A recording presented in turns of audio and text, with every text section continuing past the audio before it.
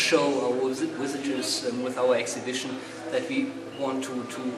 locate computer game culture in the wider context of our culture, and to show that it's not a single thing, that it's not an isolated thing, but it is in so many ways connected to our traditional culture. Los juegos de video se han vuelto tan importantes que están inmersos a lo largo y ancho del mar de la cultura. Desde experiencias memorables hasta escenas representativas y personajes icónicos, los videojuegos se han enclavado en el imaginario colectivo mundial. Es por ello que se han creado museos alrededor del mundo en que se exponen piezas de hardware y software, así como elementos aledaños que dan cuenta de la trayectoria de los videojuegos. Tuvimos la oportunidad de asistir al Computer Game Museum instalado en Berlín, en donde platicamos con Andreas Lange, director del museo. So we came up with the idea to open a museum in 1996, and the idea was that we were convinced that computer games are an important part of our culture. And so to show that, and also to explain that why they are an important part of our culture, we thought it might be a good idea to open a museum, because museums are institutions, trustworthy institutions, which are known that they only show important culture, and so that was our idea. And actually we founded and we opened then the first computer game museum in the world, and that was 1997 in February. We are a privately held museum, so we are not funded regularly with public money, and we are depending on the fee which our visitors pay, mainly on that fee.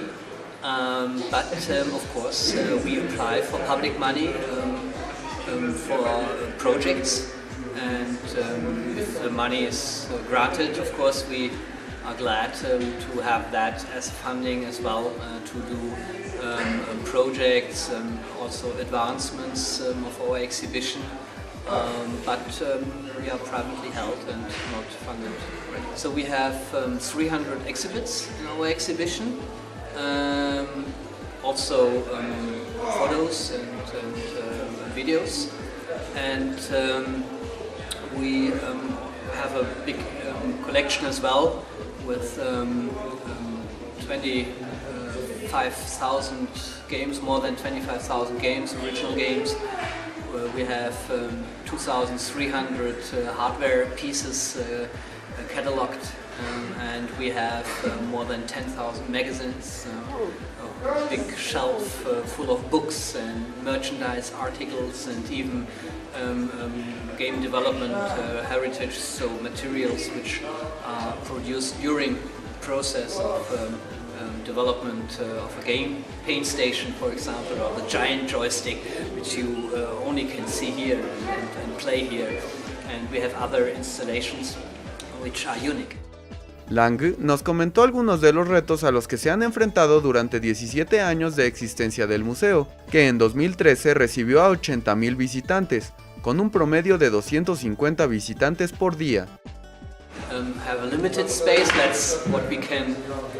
afford to pay every month, and the computer game culture is so broad that we easily could use 4 times more space than we actually have run such a business, to keep it running. 6 days a week open, 10 days, 10 hours a day, over years and years. So this is also a challenge in the organizational sense. You have to organize everything, you have to set up effective workflows. Y como trabajar en un lugar tan interesante tiene sus recompensas, Andreas Lange nos platicó de cuando el creativo de Konami, Hideo Kojima, y el cofundador de Apple, Steve Wozniak, visitaron el museo. Hideo Kojima, he was here in the context of the release of his last version of Metal Gear Solid, and it was a kind of a promotional program for him. He had 5 stations in Europe. We were one of these 5 stations, and so time was very short, and even then it was very great for me to show him around, to give him a tour through the exhibition and realizing how he loves it to see all this history things, and he somehow was not artificial in any kind, so he'd just be glad to play the computer space arcade, for example. And Stephen Wozniak, this was completely different, so he was here privately, and he gave us a call a few days before and asked if he can come, but he wanted to keep it private, and so we decided that he came on a Tuesday where we are closed. And so we switched on the exhibition only for him, and he really brought time with him, and he's such a sympathetic and nice guy, and of course he can tell stories the whole day long, and he actually did, and this is really great to have someone like him in such a private context, and just 3, 4, 5 people, and he's telling you from the early years in the 70s, and he knows Nolan Bushnell because Steve Jobs was an employee of Nolan Bushnell, and he knows the Atari of the early years, and he's still quite young, and he remembers very well, and he has fun to tell the stories, and it was great, and it was so concrete and so private, so these are really great moments, of course.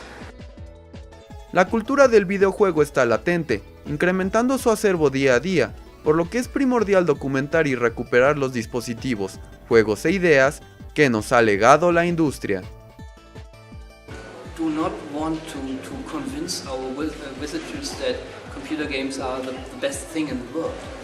but what we hope is that they understand that they are worth looking. Saludos desde Berlín a Cartucho TV. Te informó hasta el último nivel, Cartucho TV.